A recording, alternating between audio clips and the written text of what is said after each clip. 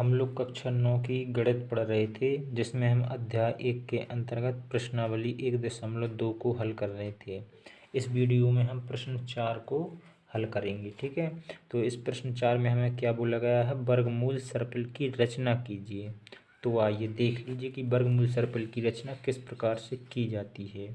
तो इसके लिए सबसे पहले तो हम एक इकाई यहाँ से मान के चलते हैं, यहाँ से हम प्रारंभ कर रहे हैं और एक इकाई दूरी पर हम खींच रहे हैं। मान के चलिए कि एक इकाई का मतलब है या तो हम 1 सेंटीमीटर खींच रहे हैं या फिर 1 इंच, जो भी आप समझना चाहें। ठीक है, मतलब कि एक इकाई हम दूरी चल रहे हैं। इसे हम जहाँ से स्टार्ट कर रहे हैं इसे हम ओ बिंदु मान ले रहे हैं और इसे मान के चल रहे हैं हम बी बिंदु मान रहे हैं। ठीक है, अब देखिएगा, अब हम बी बिंदु पर एक इकाई दूरी ऊपर की ओर चलेंगे, वो भी लंबवत यानी कि 90 डिग्री पर एक इकाई दूरी चलेंगे।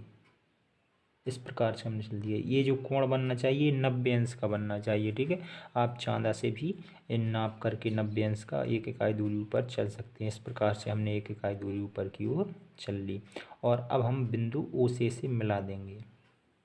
इस प्रकार से मिला दिया। इसे हम B1 मान लेते हैं और इसे हम B2 मान लेते हैं। अब इसी प्रकार से अब B2 बिंदु पर हमें 90 अंश का कोण बनाते हुए एक और हमें एक इकाई चलना होगा। एक और हमने एक इकाई दूरी चल दी, लेकिन ये 90 अंश पे चल रहा है। ठीक है ना हमें, तो अब इस बिंदु को हम B3 मान लेते हैं इस प्रकार से, और हम O और B3 को मिला देते हैं।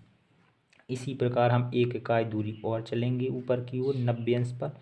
इस प्रकार से इसे B4 मान लेंगे, इसे B4 मान लिया और B4 और O को मिला देंगे। इस प्रकार से हमने मिला दिया। ठीक है, इसी प्रकार से अब हम B4 से होकर के 90 अंश पर और चलेंगे। 90 अंश पर यहाँ तक मान के चलिए एक इकाई दूरी चल रही है। ठीक है ना, वो भी 90 अंश पर। तो ये इसे हम B5 मान लेते हैं और V5 और O को मिला देते हैं। इस प्रकार से मिला देते हैं ये इस प्रकार से। अब एक इकाई दूरी और चल लेते हैं 90 अंश पर, V6 मान लेते हैं। V6 और O को मिला देते हैं। फिर हम 90 अंश पर चल लेते हैं एक इकाई दूरी, V7 मान लेते हैं। V7 और O को मिला देते हैं।